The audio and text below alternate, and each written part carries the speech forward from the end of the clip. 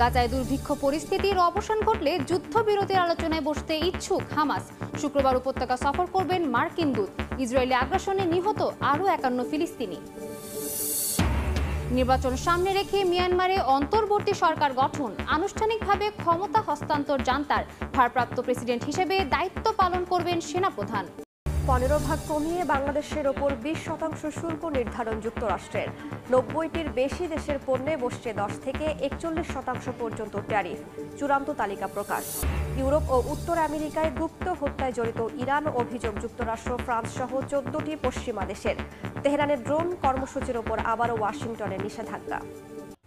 গাজায় চলমান ইসরায়েলি হামলায় একদিনে নিহত হয়েছেন অন্তত 51 ফিলিস্তিনি, যাদের মধ্যে 19 জন এসেছিলেন ত্রাণ সংগ্রহ করতে। মানবিক বিপর্যয় প্রত্যক্ষ করতে শুক্রবার গাজা সফর করবেন যুক্তরাষ্ট্রের বিশেষ দূত স্টিভ উইটকফ এবং ইসরায়েলে নিযুক্ত মার্কিন রাষ্ট্রদূত মাইক হাকাবি।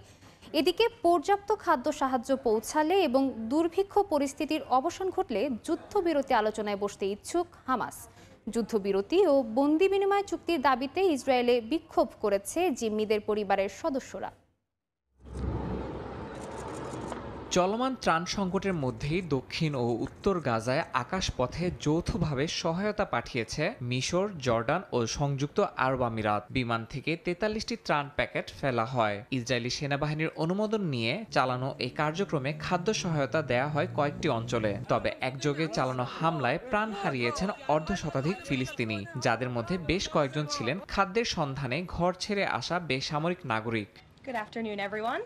মানবিক বিপর্যয় প্রত্যক্ষ করবার গাজা সফর করবেন যুক্তরাষ্ট্রের বিশেষ দূত স্টিভ উইটকফ এবং ইসরায়েলে নিযুক্ত মার্কিন রাষ্ট্রদূত মাইক হাকাবি। তারা সরেজমিনে খাদ্য বিতরণের অবস্থা পরিদর্শন করবেন এবং স্থানীয়দের সঙ্গে বৈঠক করে একটি দ্রুততর বিতরণ পরিকল্পনা তৈরি করবেন বলে জানিয়েছে হোয়াইট হাউস। গাজা যুদ্ধ ঘিরে ইসরায়েলের ভেতরেই বাড়ছে ক্ষোভ। জেরুজালেমে প্রধানমন্ত্রীর কার্যালয়ের সামনে বিক্ষোভ করেছেন হামাসের হাতে আটক জিম্মিদের পরিবারের সদস্যরা। যুদ্ধবিরতি ও বন্দি বিনিময় চুক্তির দাবিতে স্লোগান তোলেন তারা। যুদ্ধবিরতির পক্ষ নিয়ে হামাস জানিয়েছে, অবরুদ্ধ অঞ্চলে পর্যাপ্ত খাদ্য সহায়তা পৌঁছালে এবং দুর্ভিক্ষ পরিস্থিতির অবসান ঘটলে তারা অবিলম্বে আলোচনায় বসবে। কিন্তু তা না হলে যুদ্ধবিরতির আলোচনায় বসা অর্থহীন। স্বাধীনতাকামী সংগঠনটি ইঙ্গিত দিয়েছে, আগের আলোচনায় তাদের ইতিবাচক অবস্থান থাকা সত্ত্বেও ইসরায়েল তা থেকে পিছু হটায় সংকট আরো ঘনীভূত হয়েছে। কাতার ও মিশরের মতে গত আলোচনায় কিছু অগ্রগতি হয়েছিল, যদিও যুক্তরাষ্ট্র অভিযোগ তোলে হামাস আলোচনায় সহযোগিতাপূর্ণ ছিল না। ইসরায়েল গাজায় হামলা বন্ধ না করলে আগামী সেপ্টেম্বরে ফিলিস্তিনকে স্বাধীন রাষ্ট্র হিসেবে স্বীকৃতি দেওয়ার ঘোষণায় ব্রিটেনে চলছে নানা আলোচনা। এই সিদ্ধান্তে ইতিবাচক প্রতিক্রিয়া জানিয়েছেন যুক্তরাজ্যে বসবাসরত লাখো প্রবাসী বাংলাদেশি। তারা বলছেন, এটি শুধু রাজনৈতিক সিদ্ধান্ত নয়, বরং মানবতার দাবি। লন্ডন থেকে শোয়েব কবিরের প্রতিবেদন। The UK will recognise the state of Palestine by the United Nations General Assembly in September. ফিলিস্তিনকে রাষ্ট্র হিসেবে স্বীকৃতি দেওয়ার ঘোষণা দিয়েছেন যুক্তরাজ্যের প্রধানমন্ত্রী কিয়ার স্টারমার। তিনি বলেছেন, চলতি বছরের সেপ্টেম্বরেই এই স্বীকৃতি দেওয়া হতে পারে। ফিলিস্তিন ইস্যুতে প্রধানমন্ত্রীর এই ঘোষণাকে ব্রিটেনের পররাষ্ট্র নীতির বড় পরিবর্তন হিসেবে দেখা হচ্ছে। যুক্তরাজ্যে বসবাসরত প্রবাসী বাংলাদেশিরা একে ইতিবাচক হিসেবেই দেখছেন। তাদের মতে এটি মানবিকতার পক্ষে একটি স্পষ্ট অবস্থান। যুক্তরাজ্যের এই সিদ্ধান্ত যেন নতুন আশার আলো। আমার মনে হচ্ছে যে ফিলিস্তিন ইস্যুতে স্টিয়ারমার যে বক্তব্যটি দিয়েছেন তার মধ্যে হয়তো মানবতা কিংবা মনুষ্যত্ববোধের উদয় হয়েছে। আরও অনেক বছর আগেই ফিলিস্তিনিকে একটা স্বাধীন রাষ্ট্র ঘোষণা করে ফিলিস্তিনি জনগণকে তাদের স্বাধীনতা এবং সার্বভৌম এবং তাদেরকে মানবাধিকার ফিরিয়ে দেওয়ার এটা রাষ্ট্রের এবং পৃথিবীর সকল নেতাদের দায়িত্ব ছিল। গ্লোবাল পলিটিক্সে যখন আপনার ইংল্যান্ডকে অথবা ব্রিটিশদেরকে আমেরিকার সাথে অ্যালাইন করে কাজ করা লাগে, এরপরে ইসরায়েল একটা মেইন ফ্যাক্টর, এখানে ডিফ্যাক্টো কাজ করে। অনেক আগেই এটা উপলব্ধি করা উচিত ছিল যে we have committed crime against humanity. যুক্তরাজ্যে ইসরায়েল বিরোধী জনমত নজর কাড়া হারে বেড়েছে। বিভিন্ন ধর্ম বর্ণের মানুষের অংশগ্রহণে লন্ডন সহ বড় বড় শহরে নিয়মিতই শান্তিপূর্ণ বিক্ষোভ হয়েছে। এসব বিক্ষোভে প্রবাসী বাংলাদেশিদের অংশগ্রহণও ছিল উল্লেখযোগ্য। যুক্তরাজ্যের সন্ত্রাসবাদ বিরোধী আইন ও পাবলিক অর্ডার অ্যাক্ট প্রয়োগ করে শতাধিক প্রতিবাদকারীকে গ্রেপ্তার করা হয়। ইসরায়েলি আগ্রাসনের সময় যুক্তরাজ্যের নীরব ভূমিকারও সমালোচনা করছেন অনেকে। ইরান চাইলেই পারমাণবিক অস্ত্র বানাতে পারে, কারণ দেশটির কাছে রয়েছে প্রয়োজনীয় প্রযুক্তি, ইউরেনিয়াম ও দক্ষতা। প্রশ্ন হলো, তাহলে এতদিনেও কেন পরমাণু অস্ত্র বানায়নি তারা? তেহরান বলছে তারা ধ্বংস চায় না। এটাই কি কারণ? নাকি পরমাণু অস্ত্রের বদলে ইউরেনিয়াম সমৃদ্ধকরণের মধ্য দিয়ে তেল আবিব ও ওয়াশিংটনকে প্রতি মুহূর্তেই চাপে রাখতে চাইছে ইরান? নাকি এর পেছনে রয়েছে সর্বোচ্চ নেতা আয়াতুল্লাহ আলী খামেনির ফতোয়া? হাফিজুল ইসলামের ডেস্ক রিপোর্টে বিস্তারিত।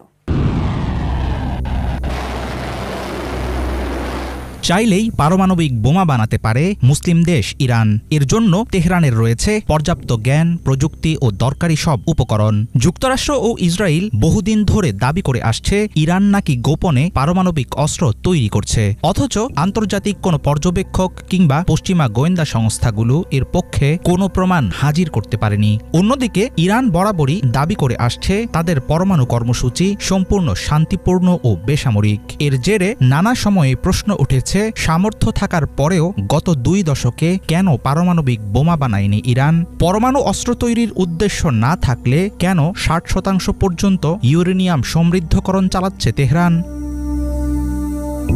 বর্তমান বিশ্ব রাজনীতির অন্যতম স্পর্শকাতর ইস্যু ইরানের পরমাণু কর্মসূচি। তেহরানের সম্ভাব্য নিউক্লিয়ার মিসাইল বহুদিন থেকেই পশ্চিমাদের জন্য আতঙ্কের কারণ। আমেরিকা ও ইসরায়েলকে ঠেকানোর মোক্ষম অস্ত্র তৈরির সুযোগ থাকা সত্ত্বেও পারমাণবিক বোমা তৈরি করেনি ইরান। এর পেছনে রয়েছে দেশটির নিজস্ব ধর্মীয় বিশ্বাস, কৌশলগত বাস্তবতা ও আন্তর্জাতিক ভণ্ডামি মোকাবেলা করার কার্যকর কিছু পদক্ষেপ। 2003 সালে সর্বোচ্চ ধর্মীয় নেতা আয়াতুল্লাহ আলী খামেনি ঐতিহাসিক এক ফতোয়া জারি করে পারমাণবিক অস্ত্রকে হারাম বলে ঘোষণা দেন। সেই ফতোয়ার ভিত্তিতে পারমাণবিক অস্ত্র তৈরি, মজুত বা ব্যবহারকে পুরোপুরি নিষিদ্ধ করে ইরান। এখনও বহাল আছে খামেনির সেই নির্দেশ। ধর্মীয় দৃষ্টিভঙ্গি ছাড়াও পারমাণবিক বোমার বিরুদ্ধে অবস্থান নেয়ার পেছনে কৌশলগত কিছু কারণ আছে ইরানের। দেশটির শীর্ষ নেতারা বুঝে গেছেন শুধু বোমা থাকাই যথেষ্ট না, বরং কার্যকর প্রতিরোধ ব্যবস্থাই নিশ্চিত করতে পারে সত্যিকারের নিরাপত্তা। পাকিস্তানের কাছে পারমাণবিক অস্ত্র থাকা সত্ত্বেও তারা আমেরিকার চাপের সামনে নতি স্বীকার করে। রাশিয়ার বিশাল অস্ত্রভাণ্ডার থাকার পরেও ইউক্রেনকে বাগে আনতে হিমশিম খাচ্ছে। এসব কারণে নিউক্লিয়ার মিসাইলের বদলে ক্ষেপণাস্ত্র, ড্রোন ও সাইবার প্রতিরক্ষা উন্নয়নে জোর দিচ্ছে তেহরান। হাতে নাতে মিলছে এর ফলও। ইসরায়েলের বিরুদ্ধে সাম্প্রতিক সংঘাতে নিজেদের শক্তির প্রমাণ দিয়ে গোটা বিশ্বকে তাক লাগিয়ে দিয়েছে তেহরান।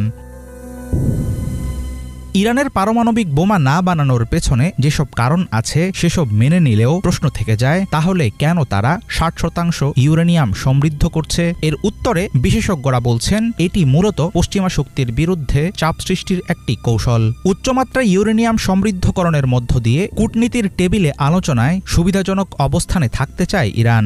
অন্যদিকে ইসরায়েল ও সৌদির পারমাণবিক উচ্চাকাঙ্ক্ষার বিপরীতে দেশটি রক্ষা করছে আঞ্চলিক ভারসাম্য। তবে ইরান জানে পরমাণু অস্ত্র তৈরির সিদ্ধান্ত তেহরানের জন্য ডেকে আনবে কূটনৈতিক ও সামরিক বিপর্যয়।